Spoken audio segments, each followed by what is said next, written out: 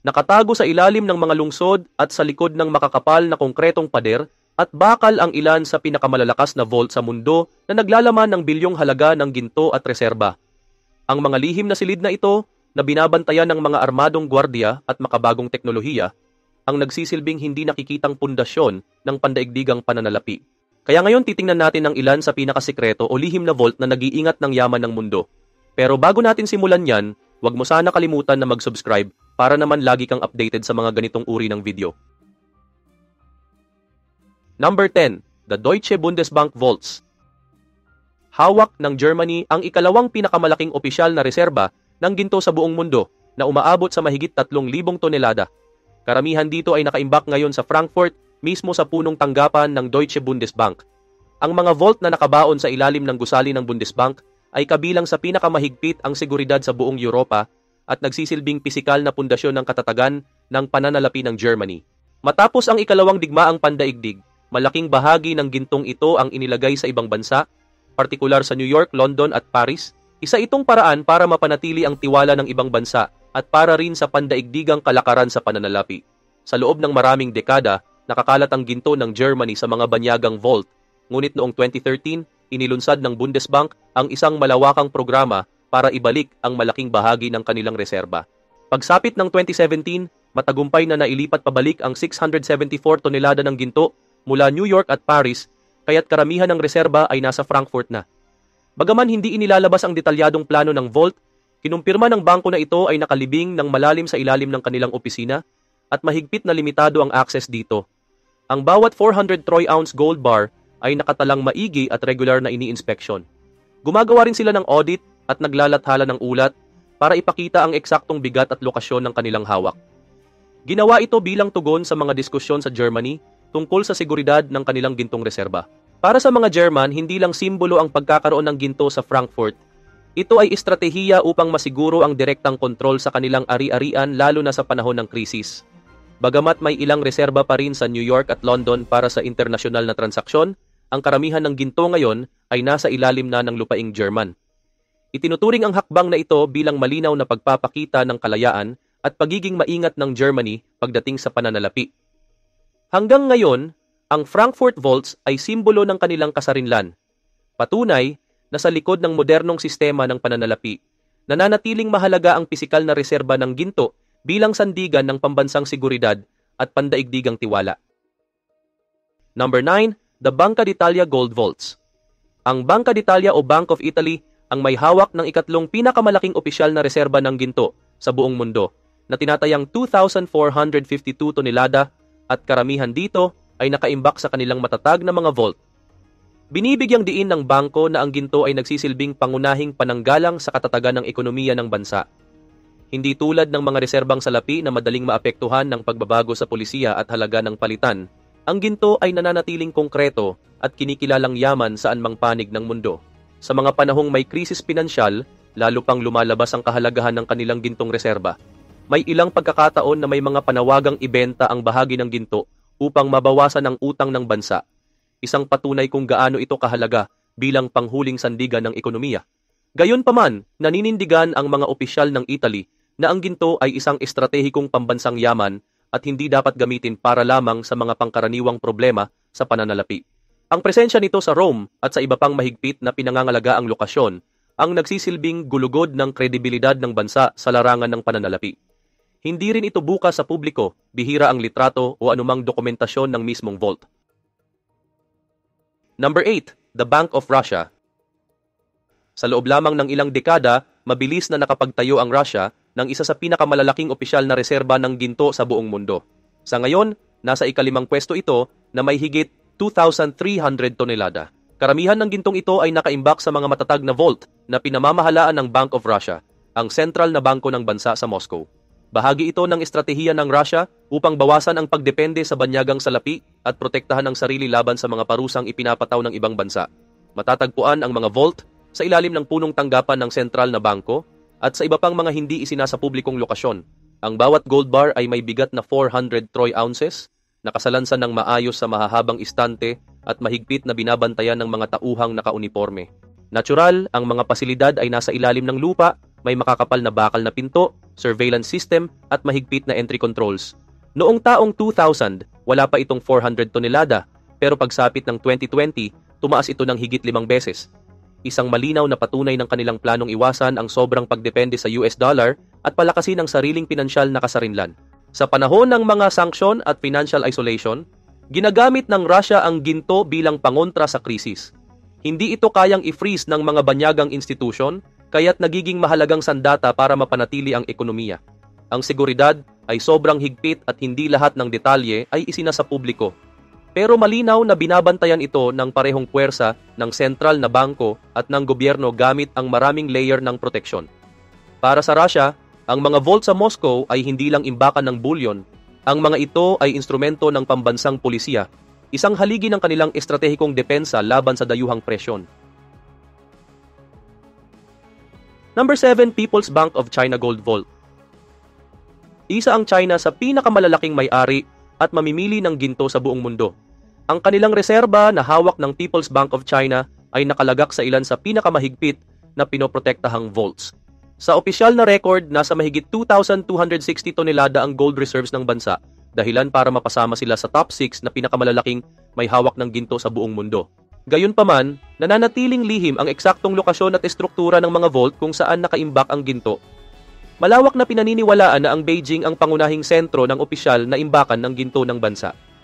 Sa ilalim ng punong tanggapan ng People's Bank, matatagpuan ang mga vault na naglalaman ng malaking bahagi ng reserba. Bagamat hindi naglalabas ng detalyadong impormasyon ang pamahalaan, may mga pagkakataon na ipinapakita ng state media ang ilang larawan ng mga empleyado na maingat na humahawak ng mga gold bar sa ilalim ng mahigpit na pagbabantay. Ayon sa mga ulat, may mga pasilidad din ng bangko sa Shanghai na konektado sa Shanghai Gold Exchange, isa sa pinakamalaking sentro ng kalakalan ng pisikal na ginto sa buong mundo. Sa pamamagitan ng ganitong sistema, na ipapamahagi ng China ang kanilang reserba para mapangalagaan at mapadali ang lokal na kalakalan. Mula pa noong 2000, unti-unti nang dinaragdagan ng China ang kanilang gold holdings at lalo pa itong bumilis matapos ang taong 2015. Ang estratehiyang ito ay bahagi ng kanilang layunin na mabawasan ang labis na pagdepende sa US dollar. Hindi tulad ng ilang Western countries na paminsan-minsang pinapayagan ang publiko o media na makapasok sa kanilang mga vault, ang mga pasilidad ng China ay mahigpit na ipinagbabawal bisitahin. Sa halip, ipinapakita ng state media ang imahe ng katatagan at lakas na dulot ng kanilang gold reserves. Higit pa sa pagiging simpleng reserba ng yaman, itinuturing ang mga vault na ito bilang estratehikong sandata sa pandaigdigang relasyon, nagbibigay ng kumpiyansa sa patakaran ng kanilang pera at nagpapatibay sa impluensya ng China sa pandaigdigang pamilihan. Bagamat nananatiling lihim sa publiko ang karamihan sa detalye, walang duda na kabilang ang mga ito sa pinakasecure na imbakan ng yaman sa buong mundo. Number 6, ang Reserve Bank of India Gold Vaults. Ang India ay kilala bilang isa sa pinakamalaking merkado ng ginto sa pribadong sektor at mahalagang bahagi rin ito ng kanilang kultura. Kasabay nito, pinamamahalaan ng Reserve Bank of India ang malaking bahagi ng pambansang reserba ng ginto. Ayon sa pinakahuling ulat, humigit kumulang 800 tonelada ang hawak ng bansa at malaking bahagi nito ay nakaimbak sa kanilang mga vault sa loob ng India, partikular sa Nagpur. Ang pasilidad na ito ay nasa ilalim ng opisina ng bangko at itinuturing na isa sa mga pinakamatibay at pinakasecure site sa buong bansa. Tinatayang mahigit 90 tonelada ng ginto ang naroon lamang sa Nagpur Vault. Nakabaon ito sa ilalim ng lupa, may makakapal na konkretong pader, makabagong monitoring system, at maraming layer ng seguridad. Bukod pa rito, hindi lang RBI security ang nakatalaga dito kundi pati na rin paramilitary forces, patunay ng estratehikong kahalagahan ng mga reserbang ito. Bagamat may ilang bahagi pa ring nakaimbak sa ibang bansa tulad ng Bank of England at Bank for International Settlements, pinanatili ng India ang malaking bahagi sa loob ng kanilang teritoryo. Matapos ang malubhang krisis noong early 1990s, kung saan kinakailangan nilang isanla ang bahagi ng ginto para makakuha ng pautang, naging aral na sa kanila ang sobrang pagdepende sa banyagang imbakan. Ngayon, nagsisilbing pananggalang pinansyal ang Nagpur Vault, at sa bansang tulad ng India kung saan malaki ang papel ng ginto sa kultura at ekonomiya, ito ay isa sa mga pinakatagong haligi ng pambansang katatagan. Number 5, the Bank for International Settlements. Ilang beses na rin nating nabanggit ito. Ang Bank for International Settlements o BIS, na kadalasang inilalarawan bilang central bank ng mga central bank. Isa itong pangunahing institusyon na may malaking papel sa pandaigdigang sistemang pinansyal. Itinatag ito noong 1930 at may punong tanggapan sa Basel, Switzerland. Ang BIS ay nag-aalok ng serbisyong pangbangko para lamang sa mga central bank at internasyonal na organisasyon. Kabilang dito ang pag-iingat at paglilipat ng mga reserbang ginto, at malaking bahagi nito ay nakaimbak mismo sa kanilang mga vaults sa Basel. Matatagpuan ang mga vault na ito sa ilalim ng gusali ng punong tanggapan ng bangko, isang tore na nangingibabaw sa skyline ng Basel. Bagamat hindi isinasa publiko ng BIS ang eksaktong dami ng ginto na nasa kanilang pangangalaga, kilala itong ginagamit ng maraming central bank bilang isang neutral storage site. Sa katunayan, matagal nang nagsilbing tagapamagitan ang BIS sa mga transaksyon ng ginto sa pagitan ng mga bansa, lalo na noong kalagitnaan ng ika-20th century nang ang ginto ang nagsilbing pundasyon ng pandaigdigang sistemang pinansyal. Gaya ng ibang vault ng mga central bank, hindi rin inilalabas ang mga teknikal na detalye. Ang mga ito ay gawa sa pinatibay na konkreto at bakal, may maraming antas ng electronic monitoring at dinisenyo para tiyakin ang seguridad ng mga ari-arian ng mga central bank sa isang lokasyong politically neutral at globally trusted. Isang mahalagang aspeto ng operasyon ng BIS ang pag-update ng ownership record sa kanilang sariling ledger. Sa ganitong paraan, mas mabilis at mas ligtas ang mga internasyonal na transaksyon. Halimbawa, kung magbenta ang isang central bank ng ginto sa iba, hindi na kailangang ipadala pa ang bulyon sa ibang bansa. Sa halip, ina-update lang ng BIS ang pangalan ng may-ari sa mga gold bars na naroon na sa kanilang vault. Ang mga vault ng BIS ay nananatiling lubhang napakaingat, kasabay ng reputasyon ng Switzerland sa pagiging maingat sa impormasyon. Hindi ito bukas sa publiko at walang opisyal na larawan ng loob nito. Gayunpaman, kinumpirma sa ilang ulat na nananatili pa ring bahagi ng operasyon ng BIS ang pag-iingat ng ginto. Sa madaling salita, ang mga vault sa Basel ay tahimik ngunit napakahalagang infrastruktura ng pandaigdigang pananalapi. Hindi nakikita ng nakararami, ngunit mahalaga sa pagtiyak na ang yaman ng mundo ay ligtas at maipapasa ng walang aberya. Number 4. The Bank of Canada. Hindi tulad ng karamihan sa malalaking ekonomiya, ang Canada ay halos wala ng opisyal na reserbang ginto. Simula pa noong unang bahagi ng 2000, ipinagbili na ng pamahalaan ng Canada ang halos lahat ng kanilang hawak at maliit na bahagi na lang ang natira ayon sa pinakahuling ulat. Pero bago mangyari ang pagbebentang iyon, ang Bank of Canada, ang sentral na bangko ng bansa, ay may mga vault na dating naglalaman ng napakalaking reserba ng ginto.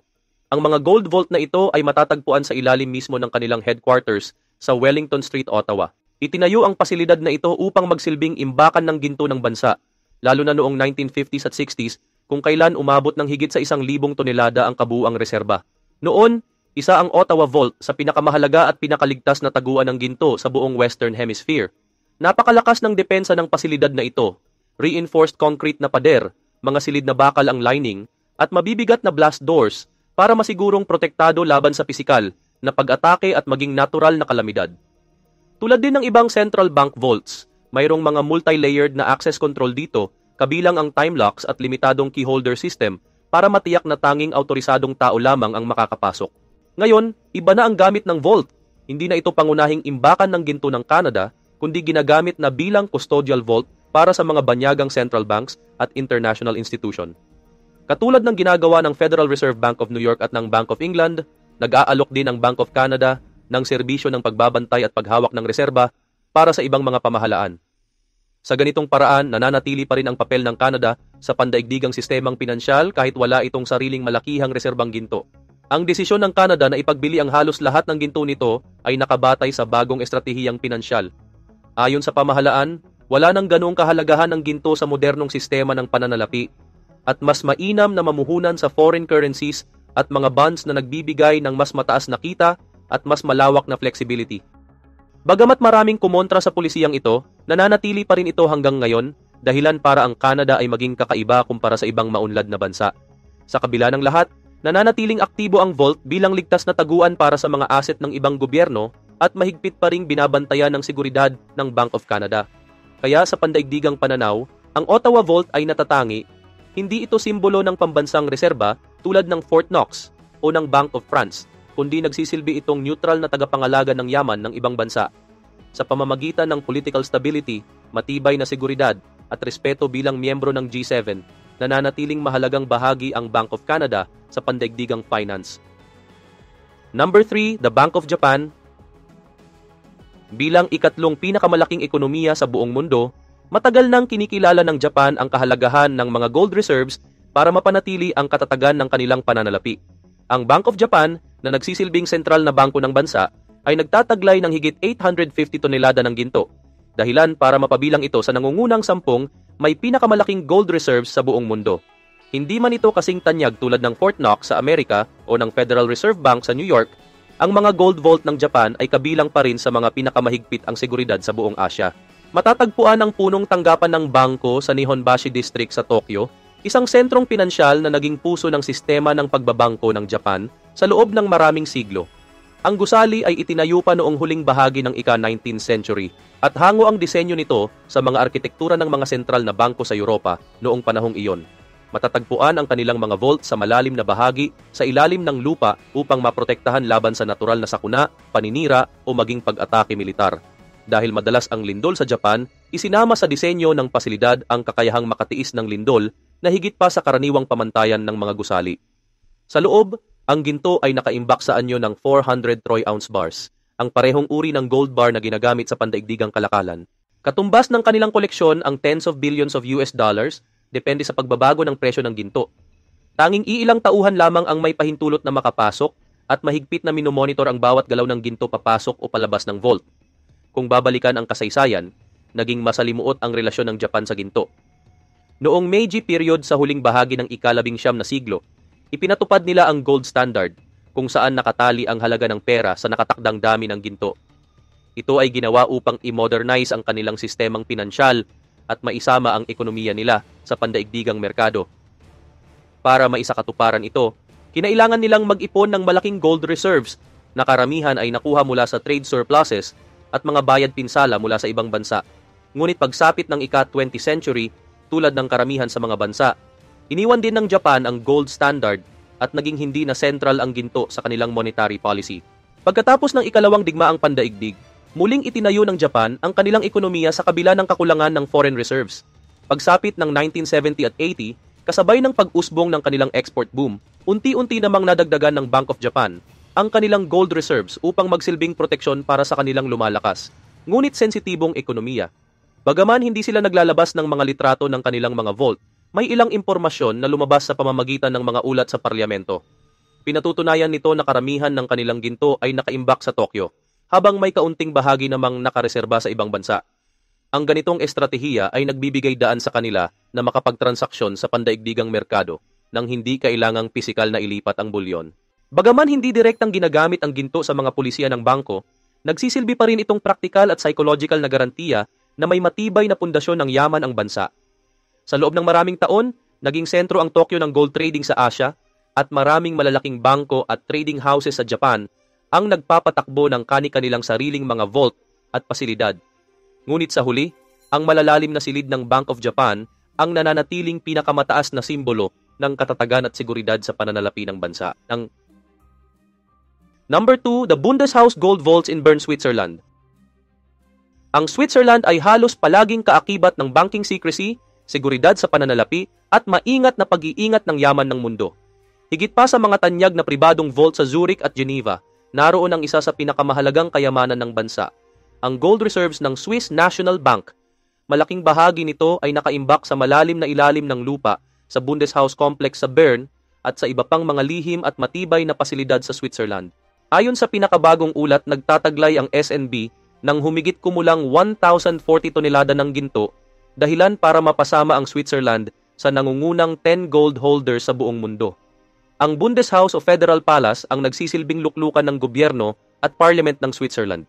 At sa ilalim ng makasaysayang gusaling ito, na sumisimbolo sa demokratikong buhay ng bansa, ay nakatago ang isang komplikadong network ng ligtas na mga vault na nagsisilbing pundasyon ng kanilang pambansang reserba. Hindi tulad ng mga commercial bank vaults na minsang dinarayo ng mga mayamang kliyente mula sa iba't ibang panig ng mundo. Ang mga vault ng SNB ay may ibang layunin at ito ang pundasyong pinansyal ng bansa. Sa loob, ang ginto ay nakaimbak bilang standardized 400 troy ounce bars. Bawat isa ay tumitimbang ng halos 12.4 kilo at may kanya-kanyang serial number, timbang at antas ng kadalisayan. Bagaman hindi pinapayagan ng publiko na makapasok, naglalabas ang bangko ng mga numero at paminsang litrato. Ito ay sinadya dahil para sa Switzerland, ang kredibilidad bilang tagapag-ingat ng yaman ay nakasalalay hindi lamang sa pagiging lihim kundi pati na rin sa tiwala at transparency. Sa loob ng maraming dekada, ang Swiss franc ay legal na sinusuportahan ng ginto. Hanggang 1999, nakasaad sa kanilang konstitusyon na 40% ng pera sa circulation ay dapat may katumbas na gold reserves. Ang Switzerland ang huling malaking bansa na kumala sa opisyal na gold standard. Noong 2000, matapos ang isang pambansang referendum, pinahintulutan ng SNB na ibenta ang bahagi ng kanilang reserba mula mahigit 2,600 tonelada ay bumaba ito sa kasalukuyang antas na 1,040 tonelada. Muling sumiklab ang usapin noong 2014 nang iharap sa publiko ang Save Our Swiss Gold Initiative na nagmungkahi na obligahin ng SNB na panatilihin ang hindi bababa sa 20% ng assets nito sa ginto. Ibalik lahat ng reserves sa Switzerland at ipagbawal ang pagbenta nito sa hinaharap. Sa kasalukuyan, may bahagi ng ginto na nakaimbak din sa ibang bansa, gaya ng sa Bank of England at Bank of Canada, pero nananatiling ang karamihan ay nasa loob mismo ng Switzerland. Sa ganitong paraan, ang mga vault sa Bern ay hindi lang nagsisilbing praktikal na proteksyon, kundi pati na rin simbolo ng katatagan at kredibilidad ng bansa. Hindi tulad ng Fort Knox na naging cultural icon o ng vault ng Federal Reserve sa New York na madalas mabanggit, ang Bundeshaus vaults ay bihirang pag-usapan sa labas ng mga eksperto. Ngunit para sa mga bansa at institusyon, ang ideya na ang ginto ay nakatago at ligtas sa ilalim ng matitibay na bato ng Switzerland ay napakalaking bagay. Bagamat ang mga toneladang gintong ito ay mistulang hindi nagagalaw, maaari itong immobilize sa oras ng pangangailangan. Sa kasaysayan, ginamit ng Switzerland ang kanilang reserba upang kontrolin ang halaga ng kanilang pera sa merkado. At kahit wala ng direktang ugnayan ng ginto sa Swiss franc, patuloy pa rin itong tinitingnan bilang isang matatag na haligi sa balanse ng kanilang ekonomiya. Sa madaling sabi, ang ginto sa Bern ay may simbolikong at praktikal na halaga. Nagbibigay ito ng kumpiyansa sa mga mamamayan, pinatitibay ang kredibilidad ng bansa sa pandaigdigang merkado, at nagsisilbing panangga laban sa anumang krisis. Number 1, the International Monetary Fund Gold Holdings. Ang International Monetary Fund o IMF na may punong tanggapan sa Washington DC ay hindi isang sentral na bangko, kundi isang pandaigdigang organisasyon na nilikha upang itaguyod ang katatagan ng pandaigdigang pananalapi. Sa kabila nito, kabilang ito sa pinakamalalaking may hawak ng ginto sa buong mundo, na may opisyal na reserbang mahigit 2,800 tonelada. Hindi tulad ng mga pambansang vault gaya ng Fort Knox o ng Bank of France, hindi nakaimbak sa iisang lugar ang lahat ng ginto ng IMF. Sa halip, ito ay nakakalat sa iba't ibang trusted depositories, kabilang narito ang Federal Reserve Bank of New York, ang Bank of England sa London at ang Bank of France sa Paris. May kakaibang kasaysayan ng ginto ng IMF. Noong 1944, nang ito ay maitatag sa Bretton Woods Conference, nag-ambag ang mga kasaping bansa ng kanilang yaman, kabilang ang ginto, upang maging pundasyon ng IMF.